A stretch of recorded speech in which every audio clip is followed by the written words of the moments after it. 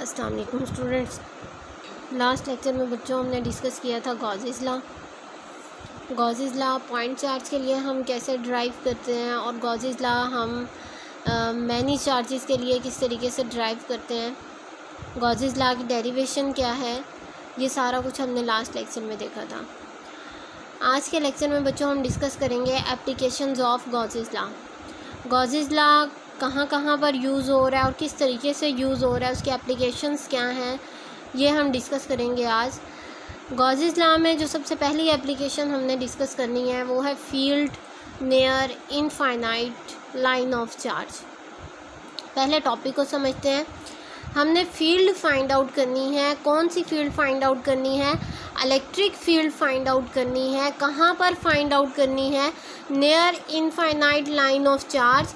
एक कोई चार्जेस हैं हमारे पास, वो किस शेप में हमने रखे हुए हैं? लाइन की शेप में।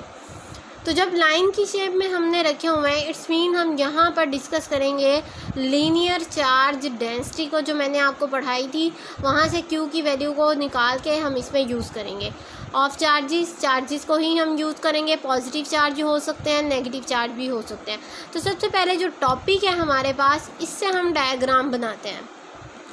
देखें, यहाँ पर मैंने एक लाइन ऑफ चार्ज बना दिया। इसकी लेंथ बहुत ज़्यादा है, मैं इसको कह देती हूँ, एच का नाम दे देती हूँ। इनफाइनाइट है ये हमारे पास, तो हम इसको नाम दे देते हैं एच का। ये कि यहाँ से लेके यहाँ तक एच है हमारे पास। एल का भी नाम दे सकते हैं, ज़रूरी नहीं है एच का दें। अब गॉसेस लॉ की सबसे पहली कंडीशन क्या थी कि सबसे पहले आपके पास क्या होना चाहिए? एक इमेजिनरी सरफेस होनी चाहिए और उस सरफेस को इनक्लोज करना चाहिए चार्ज को। तो चलें सबसे पहले एक इमेजिनरी सरफेस बनाते हैं। डैश फॉर्म में बनानी है ये ने सिलेंड्रिकल मैं बना रही हूँ क्योंकि हमारे पास लाइन ऑफ चार्ज है, तो लाइन ऑफ चार्ज में ये मैं सिलेंड्रिकल शेप में बना रही हूँ इस तरीके से। अब देखें, यहाँ पर मैंने ये जो सरफेस है जो डॉटेड शेप में है, डैश शेप में है, ये है गॉसियन सरफेस। अब ये जो गॉसियन सरफेस है ये इंक्लूड कर रही है यहाँ से लेके यहाँ तक चार्जेस को। ये बाकी चार्जेस इंक्लूड नहीं है इसके अंदर।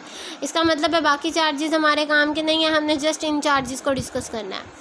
मैं इस पूरी शेप को डिवाइड कर देती हूँ 3 पार्ट्स में। देखें, इस वाले पार्ट को मैं नाम दे देती हूँ ए का, स्मॉल ए। इस वाले पार्ट को मैं नाम दे देती हूँ स्मॉल बी। इस वाले पार्ट को मैं नाम दे देती हूँ स्मॉल सी। अब यहाँ पर मैंने कौन से चार्जेस यूज़ किए हैं? पॉजिटिव चार्जेस यूज़ किए हैं। ज़रूरी नहीं है पॉजिटिव करें, आप नेगेटिव भी कर सकते हैं, लेकिन मैंने यहाँ पर पॉजिटिव चार्ज यूज़ किए हैं। इसका मतलब है कि फील्ड लाइंस जो हैं वो आउटवर्ड होंगी। तो चलिए यहाँ से हम इस तरफ से, मतलब बॉटम वाली साइड से मैं क्या करती हूँ, एक छोटा सा एरिया कट कर लेती हूँ। बॉटम वाली साइड से मैंने एरिया कट किया है, तो इसका मतलब है यूनिट एरिया। इसकी डायरेक्शन क्या होगी? इस तरफ होगी इसकी डायरेक्शन। डी ए का नाम दे देती हूँ क्योंकि यूनिट एरिया है। अब फील्ड की डायरेक्शन किस तरफ है? देखें, पॉजिटिव चार्ज है तो फील्ड या तो इस तरफ होगी, आउटवर्ड होगी, या इस तरफ होगी। तो आउटवर्ड फील्ड को मैं इस तरीके से रिप्रेजेंट कर देती हूँ। ये है ई। ए पार्ट की हमने ई भी निकाल ली, इलेक्ट्रिक फील्ड निकाल ली और डी ए भी निकाल लिया। नेक्स्ट डिस्कस करते हैं बी पार्ट को। बी पार्ट का हम कट करते हैं एरिया। चले इधर से कट कर लेते हैं छोटा सा एरिया।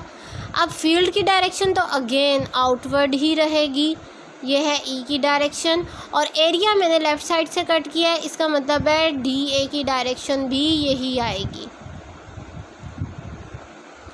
अब हम बात करते हैं पार्ट सी की। पार्ट सी जो है वो टॉप पर है, तो यहाँ से टॉप से कट करते हैं। इतना सा एरिया मैं कट कर लेती हूँ। फील्ड की डायरेक्शन अगेन यही रहेगी और एरिया की डायरेक्शन अब आ जाएगी ऊपर, क्योंकि एरिया अपवर्ड हमने लिया। अब यहाँ से अगर आप गौर से देखें तो पार्ट ए में जो एंगल बन रहा है 90 डिग्री का बन रहा है। पार्ट बी में एंगल 0 डिग्री का बन रहा है क्योंकि पैरेलल हैं दोनों। पार्ट सी में एंगल अगेन 90 डिग्री का बन रहा है। अब हम इन्हीं एंगल्स को लेते हुए इनकी जो फ्लक्स है वो फाइंड आउट करेंगे, फील्ड फाइंड आउट करेंगे। देखें, इलेक्ट्रिक फ्लक्स की मैंने आपको लास्ट टाइम डेफिनेशन पढ़ाई थी, जिसमें हमने इंटीग्रल फार्मूला ड्राइव किया था, जो इक्वेशन 1 में मेंशन है, phi = E डॉट dA। अब मुझे सिर्फ एक नहीं चाहिए, बल्कि मेरे पास तो 3 पार्ट हैं, तो 3 पार्ट में मैंने इसे डिवाइड कर दिया, A, B और C, तीनों के लिए। मीन्स इसके लिए भी मैंने फाइंड आउट करना है, इसके लिए भी, इसके लिए भी, उनको एडअप कर दिया मैंने, मुझे टोटल मिल जाएगा। तो यहाँ पर ये जो चीज़ें हैं ये वेक्टर फॉर्म में है, ये आपने लगा लेना है वेक्टर का साइन। अगर मैं इसे मैग्नीट्यूड की फॉर्म में लिखूं तो हमारे पास क्या आएगा, cos थीटा आएगा। किस तरीके से, integration A EdA cos theta, फिर integration B EdA cos theta. अब यहाँ वेक्टर का साइन नहीं लगाना आपने, प्लस थर्ड वन मैं नीचे लिख रही हूँ, C EdA cos थीटा। ये आ गया हमारे पास मैग्नीट्यूड की फॉर्म में। अब A के ऊपर एंगल कितना बना था, A में एंगल बना था 90 डिग्री, और cos 90 डिग्री आपको क्या देता है, 0 वैल्यू देता है।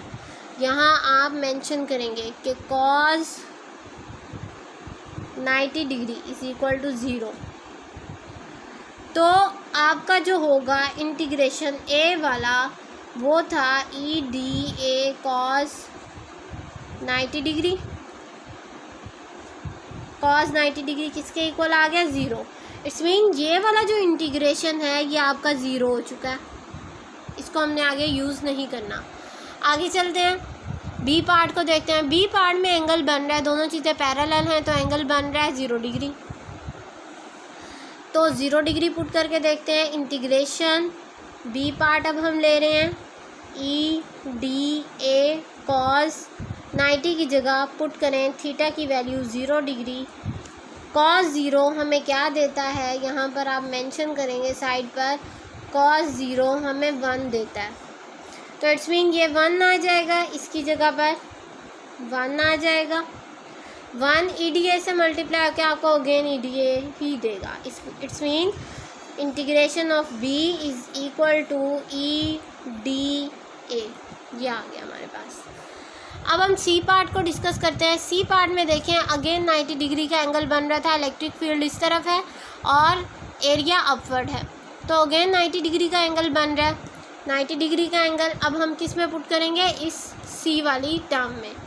तो सी वाली टर्म में पुट करते हैं। देखें, इंटीग्रेशन सी आ जाएगा हमारे पास, EdA again cos 90 degree. cos 90 degree आपको क्या देता है, यहाँ पर मैंने मेंशन किया हुआ है 0 देता है, तो यहाँ 0 इससे मल्टीप्लाई होके हमें 0 वैल्यू ही देगा। अब हमारे पास क्या हुआ कि इस इक्वेशन में 2 टर्म तो 0 हो चुकी हैं, बाकी ये वाली जो टर्म है ये कन्वर्ट हो चुकी है EdA और इंटीग्रेशन में। तो मैं यहाँ पर टोटल फ्लक्स को मेंशन कर देती हूँ। हमारे पास टोटल इलेक्ट्रिक फ्लक्स जो आया है वो आया है B के बराबर।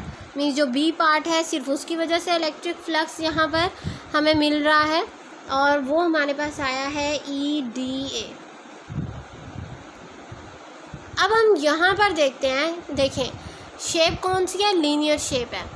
लीनियर शेप में जो हमारा एरिया होता है वो किसके इक्वल आता है, एरिया हमारा लीनियर शेप में यहाँ मेंशन कर देंगे कि जो एरिया होता है लीनियर चार्ज डिस्ट्रीब्यूशन में होता है 2πr/h के बराबर। मीन्स अगर यहाँ पर h लिया हुआ है तो h यहाँ पर लिखेंगे, अगर यहाँ पर l है तो यहाँ पर l लिखेंगे। ये हमारे पास एरिया का फार्मूला होता है लीनियर शेप की किसी भी ऑब्जेक्ट के लिए। तो यहाँ पर मैं अब ले लेती हूँ phi = इंटीग्रेशन, e को बाहर ले लेते हैं हम, इंटीग्रेशन dA, ये इससे कैंसिल आउट हो जाएगा डेरिवेटिव इंटीग्रेशन से। अगेन एरिया आ जाएगा, तो एरिया में हम ये आपके पास आ जाएगा EA। एरिया की जगह इसकी वैल्यू पुट करते हैं हम, एरिया की जगह हमारे पास आ जाएगा 2 पाई आर एच। अब फर्दर हम इसे सिंप्लीफाई करते हैं। किस तरीके से हम सिंप्लीफाई करेंगे? फाई ई इलेक्ट्रिक फील्ड की वैल्यू आप क्या फाइंड आउट कर चुके हैं? 1/4 pi epsilon not Q by R square multiply by, यही वैल्यू हमने फाइंड आउट की थी इलेक्ट्रिक फील्ड की। इलेक्ट्रिक फील्ड की जगह इसकी वैल्यू लिख दी, 2 पाई आर एच मैं मल्टीप्लाई कर देती हूँ। यहाँ पर क्या आ गया हमारे पास? देखें, पाई से कैंसिल आउट, 2 यहाँ पर आ जाएगा 2 और बाकी चीज़ें कैंसिल आउट नहीं होती। एक आर से कैंसिल आउट हो रहा है। इलेक्ट्रिक फ्लक्स हमारे पास आ चुका है 1/2 epsilon not Q by R और यहाँ से आपके पास बच गया एच।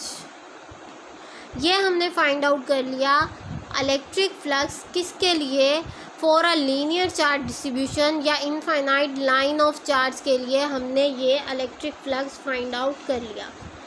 अब हमने क्या फाइंड आउट करना है? फील्ड को फाइंड आउट करना है। मीन्स ये वाली इलेक्ट्रिक फील्ड हमने फाइंड आउट करनी है। तो ये इलेक्ट्रिक फील्ड हम किस तरीके से फाइंड आउट करेंगे इसको देखते हैं।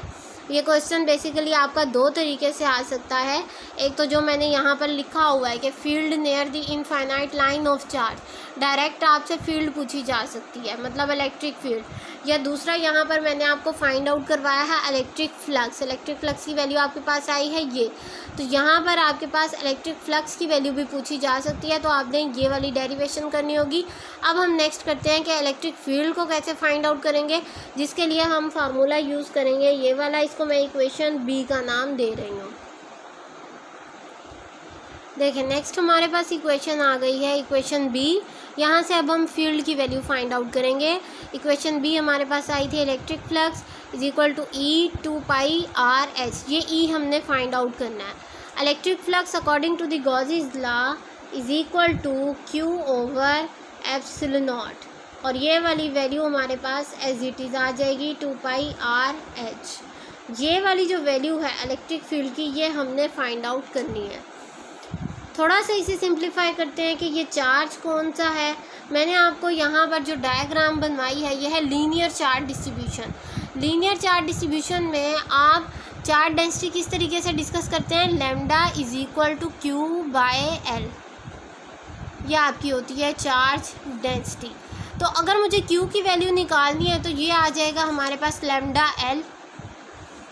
तो इट्स मीन कि क्यू की वैल्यू हमारे पास है लैम्डा एल, लेकिन हमने L को यहाँ यूज़ किया हुआ है H, तो इसकी जगह Q बन जाएगा हमारे पास लैम्डा H। अब हम यहाँ पर इस Q की जगह ये वैल्यू पुट करते हैं lambda H divided by epsilon not. ये वाली जो टर्म है ये एज इट इज़ आ जाएगी is equal to E 2 pi R H. अब यहाँ पर देखें, ये H इस H से कैंसिल आउट हो रहा है, बाकी आपके पास क्या बच गया? Lambda over epsilon not is equal to E 2 pi R. हमने क्या फाइंड आउट करना था? हमने इलेक्ट्रिक फील्ड को फाइंड आउट करना था, तो इलेक्ट्रिक फील्ड इधर ही रहेगी।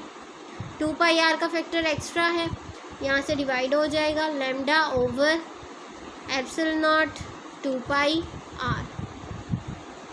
ये हमारे पास इलेक्ट्रिक फील्ड की वैल्यू आ गई किसके लिए?